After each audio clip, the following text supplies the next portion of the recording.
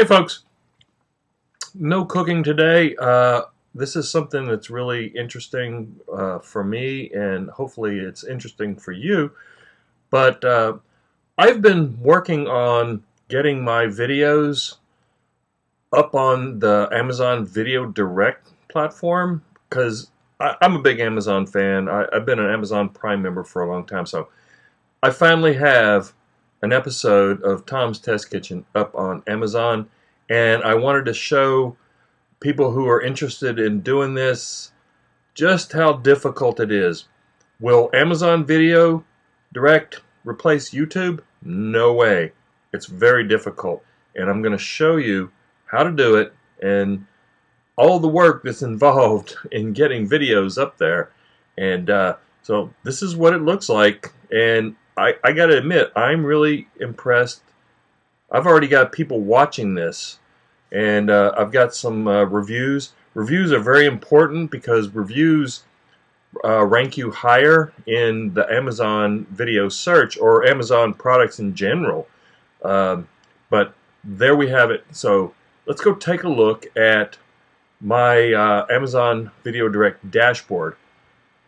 So once you've created your account, I'll put a link in the description box below for the Amazon Video Direct sign up, but it's free, and I would suggest if you're really interested in this, do this right away.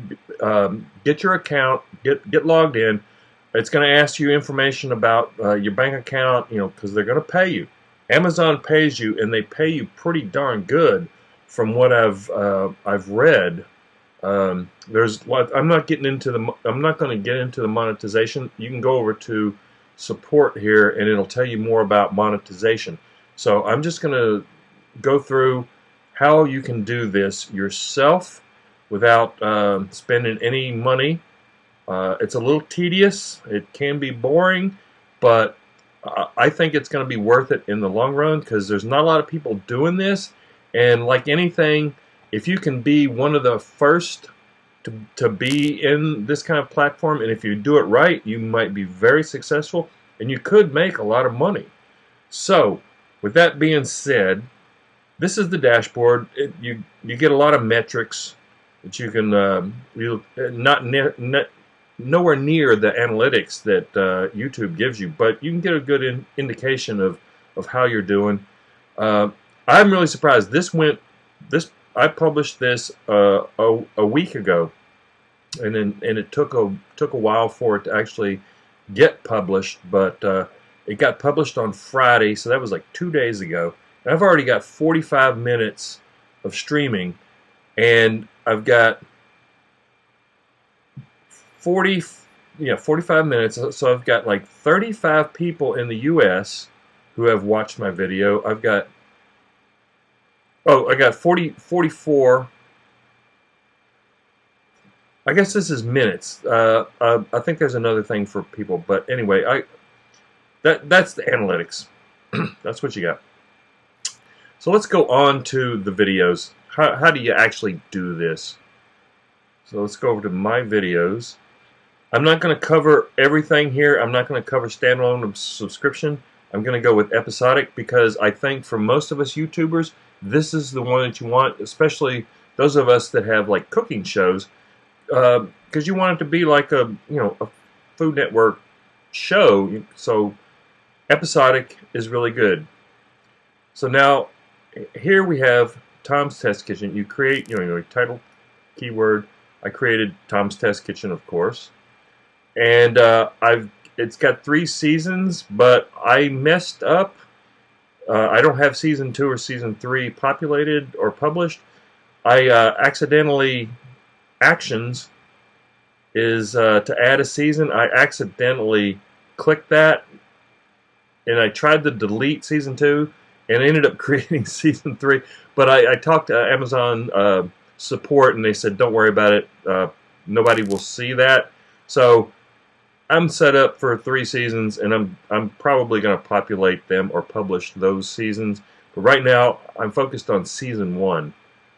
So here it shows that this is Japan, this is the UK, this is the United States, and this is Germany.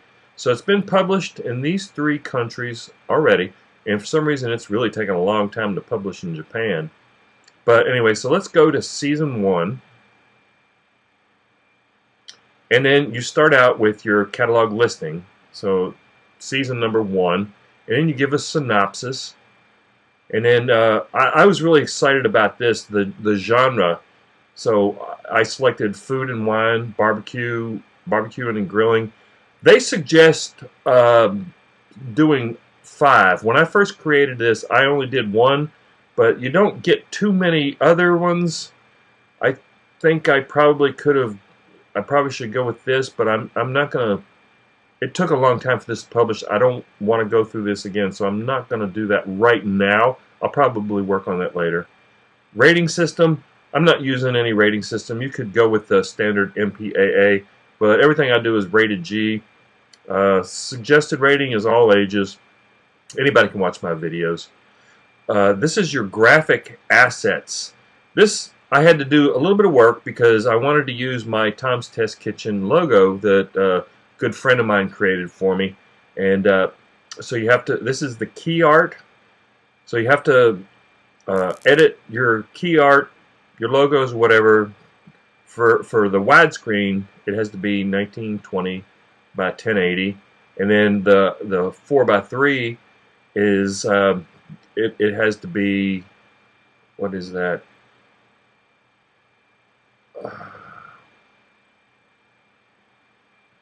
I'm not sure. I don't remember exactly that resolution, but it'll tell you when you go to do it. And then this background image, I'm not sure what this is even used for. I don't see this anywhere on my my Amazon Video Direct. So now we move on to cast and crew. Studio creator, Tom's Test Kitchen. Crew, Tom Jones. Director, Tom Jones. Producer. That's all you get. You get writer, director, producer. And then you can add a crew member, but you're only going to get these roles. And then the cast, Tom Jones, me, chief cook and bottle washer. I'm the whole thing. Tom Jones, character himself. So now you've created your cast and crew. I'm going to jump over to availability here. That's right, you can't do that. I have to hit save first because I made a change. That's okay. So now we jump over to availability. I figure, why not? Worldwide. My YouTube videos are worldwide, so you can select specific countries or regions or whatever, but I talked to some other people, and by selecting, it takes a long time to publish. So by selecting one country, like the United States, it's not any faster to publish than the world. So I stuck with the world. How will Amazon customers watch this? I suggest included with Prime, and I think you have to at least do this one, free with pre-roll ads. I think that is definitely a must. I really don't want people to have to buy the episodes or buy the seasons, but you could do that if your YouTube channel has enough subscribers to where you think that people will want to buy it. That's fine. And when should the video be available? As soon as possible in my book, but you can schedule when to publish. It takes a long time to publish, so I would suggest doing it right away. And it can take up to 2 weeks to publish, and trust me, they're not kidding. Even if there's a mistake, you might not know it for a week or up to 2 weeks that you messed up something. And messing it up, I'll tell you about that in a little bit, is the closed captioning. So here we have episodes. This is where you start adding your episodes. This is one I've already added and I've already published. And this I downloaded this from YouTube, and they're very strict about everything. So just included a title and then a synopsis. And then the mezzanine file is your actual video. So you would browse for that and you would upload it. And your language, I speak English, so I selected English. So there's my video. This is the difficult thing, is closed captioning. You have to create this. You have to supply the closed captioning yourself, and it has to be exact. Every word you say in the video has to be in the closed captioning verbatim. No typos, no, it thinks you said one thing that sounds like another thing. It has to be exact. And that was my difficulty. I'll show you that in just a minute, but this is the other limitation, frame rate. They only allow these frame rates. I normally shoot my videos in 60 frames per second because I just like the way they look. So I've had to go back in new videos I'm creating with 30 frames per second because I guess it messes with the closed captioning somehow. And then language, of course, for me is going to be English. And then this is the tricky part. That is the format that they require. It's called DFXP. YouTube does not export DFXP. And I'll show you how to get around that. It's a little troublesome. It takes some work, but it can be done. And there are a few other ways to do it. So let's go on. Now that we've got this information, how do I get my videos up from YouTube up to Amazon? It's very tedious and it's very manual, so bear with me. So now we go to our YouTube channel, and in the video manager I am going to, just for the heck of it, I'm going to select this video. This was my Will It Work toaster bags. So you want to edit, click edit, and then the first thing you want to do is grab your video URL and then copy that. Now, I'll deal with closed captionings. Let's go to closed captionings while we're here. If you've never looked at closed captionings, this is what it looks like. You get your video, and it is, YouTube has gotten really good over the past probably 12 months with their transcriptions for the closed captioning. They used to be really bad. It was really a joke. I mean, we used to all joke about, you know, we would look at each other's closed captions and we'd find something that was just so funny. The translate, you know, when it transcribes it, it just messes it up. And I have a Southern accent, and if you've got a even stronger Southern accent or any accent whatsoever, it has a really hard time understanding the words or figuring out the words that you're saying. But they've gotten really good. It is really close. I work with a guy who's deaf, and I've been, you know, chatting with him online about closed captioning, and he was like really explaining to me how important it is and how accuracy is important. So he's kind of been my my QA for my closed captioning, and he said he was really impressed with how good YouTube's closed captioning has gotten. So, how do you get your closed captioning from here to Amazon? Here's the first step. You click on English, and over here is your closed captioning. And it's timed. Here you see the time codes, and in here you see your text. You can actually edit this in YouTube. It's a little trickier. I'm going to show you an easier way to do it, but you could do it this way. So, that being said, actions.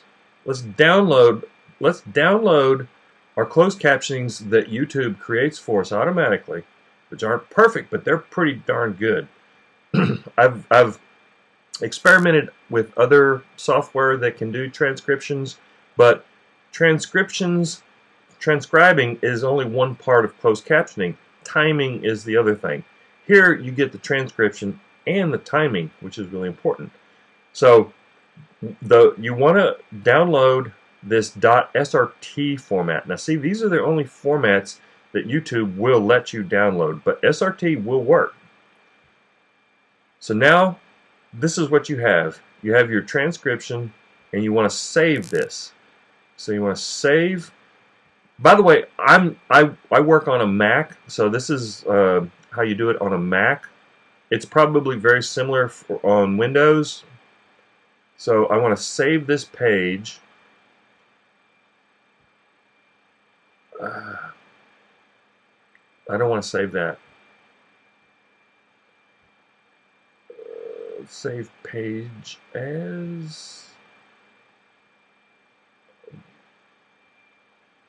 Okay, I'm going to go ahead and save it as a web archive.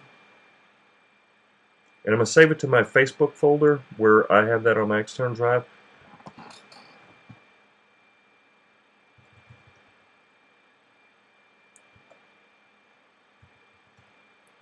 So I'm going to save that. Now on a Mac, I do it differently because I can select all, and then I can copy and paste. I can copy that, and then I can save that to a file. I'm not going to show how I do that, but let's go ahead with this. So now we've got our downloaded closed captioning. So now let's go over to Amora. Amora is where, I forgot, I cut and pasted that. I've got to go back and get my URL. Sorry folks, doing this on the fly. Okay, so now go back to Amora, and I'm going to paste my URL. And Amora is free. I'll put a link in the description box for Amora.com. It's really cool, and I got this from another friend who's in a video group, and he's an expert at closed captioning. So here we go, begin. So there's your video, and now what you want to do is, right here it says already have subtitles for this video. Yeah, they will create subtitles for you. I figure I already had this. I'm going to go ahead and do this. So language is English. Video language is English. Now you choose a file. Let's just see. That, yeah, that looks good. That looks exactly like what I would expect. Okay. Now you have to be tricky. You don't want to open up that that closed captioning file or any of the closed captioning files in standard text editors. We'll go ahead and upload this while I talk.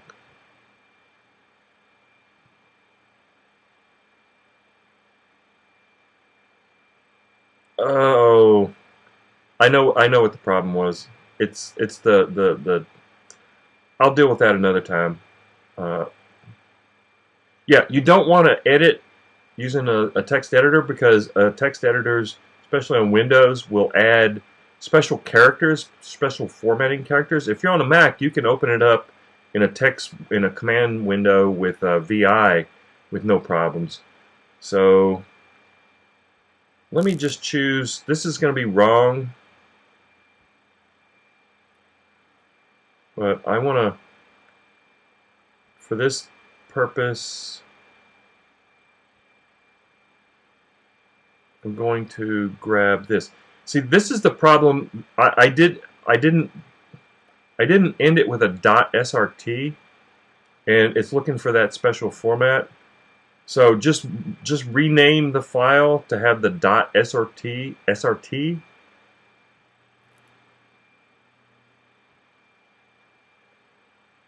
Okay, thank you. It's done. It may take a minute.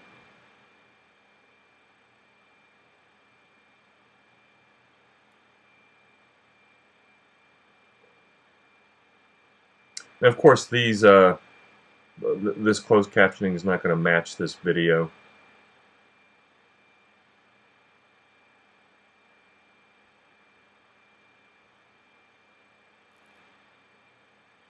So it's processing. Hey, Bob, I'm gonna try. And you can go ahead and you can preview it. It's pretty cool. So this is going to take a few minutes. So bear with me, and I'll I'll be back with you in just a sec as soon as this is done. Okay, folks. Now you can see it took probably about 5 minutes or a little bit more, but now the closed captioning has been added. So here it is right here. Language, English, that's the original. So just click on that, and then there's your closed captioning. And of course, this isn't going to match my my video because I used different, but for this tutorial this will work. So now we have our closed captioning. So now let's edit the subtitles. It's a really good editor. I really like this. It made it very easy. It's a lot easier than editing it in YouTube. So here you have the Amora editor. Gives you the keyboard controls. This was really handy, being able to tab to go back and forth to stop, to maneuver through the closed captioning. So this is the original, and then this is the editing version. So you would simply go through and change these. So these are some of the changes I had to make on my Patty Melt, because this is the closed captioning for my Patty Melt. So it transcribed it as "Hey Bugs." See how funny that is? So you would simply go here and you would change that and say "Hey folks," and then you would continue on. Hey, folks, I'm going to try something today. Might seem kind of silly, but I've seen... Now, I suggest playing it through one time and then watching the closed captioning. Make sure, and keep in mind things you're going to have to check. But I suggest playing it through first and then go back and edit, make sure everything is looking good. And if you end up with blank spots, because there was some, like this one that said "yeah," it mistook a noise, like when I bumped on the table or whatever. It just said "yeah," so I removed that, and you can delete that, because you can't save this with a blank line. So then you would simply go and you would say delete that subtitle, and it keeps all the timing correct. So once you've done this,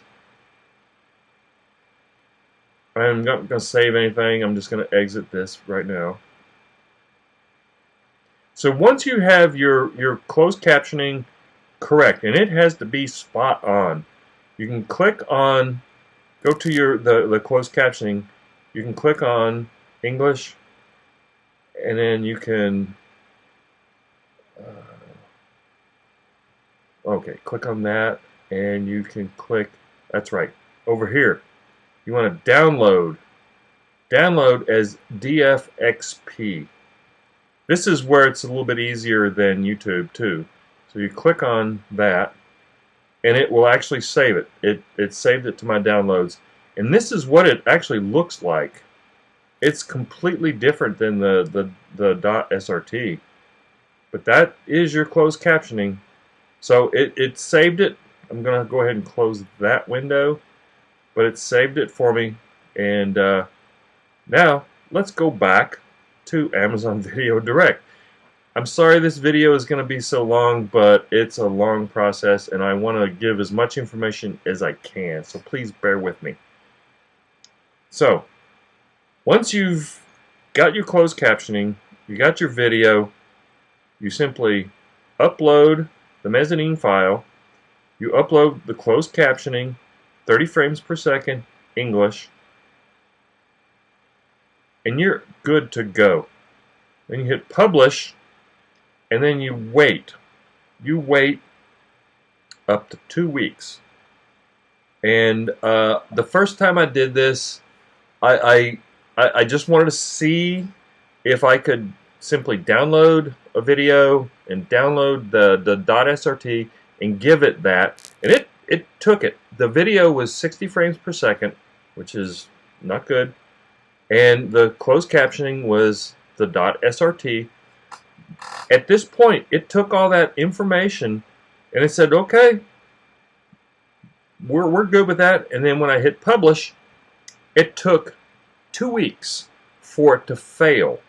It did give me some pretty descriptive messages about what was wrong, and I knew that it wasn't going to work, but I just wanted to see I was testing the limits of this platform. So I worked and it took me probably about 4 weeks of just experimenting and playing with it, but I got it to work, and I did it on my own. You could outsource the closed captioning to somebody on Fiverr.com or something like that. That'll run you anywhere from $1 to $3 a minute, but I really didn't want to do that. I wanted to do this myself. So this is how you do it yourself. And once all of this has worked, and you get your videos published, then you can start looking at how many minutes people are watching, and you can start getting paid. I'm not getting paid too much. I've made about 11 cents so far with that 45 minutes. But when you consider on my YouTube channel, I average about 400,000 minutes of viewing time. So if I could get 400,000 minutes of viewing time here, that's some pretty good money. So you go from there to there to there to finally there. So thanks for watching, folks. If you have any questions, leave them in the comments below, and I'll address them as much as I can. I'll help as much as possible, and so thanks for watching.